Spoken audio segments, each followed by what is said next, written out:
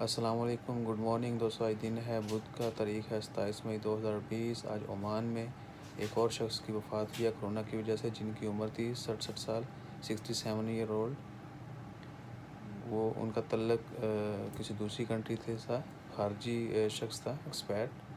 तो अब तक जो है कोरोना की वजह से वफ़ात है ओमान में, उनकी तादाद हो चुकी है 38। ओमान में आज 67 साल शख्स की वफ़ात हुई है कोरोना की वजह से, और टोटल जो तादाद है फ़ौत होने वालों की वो हो चुकी है 38।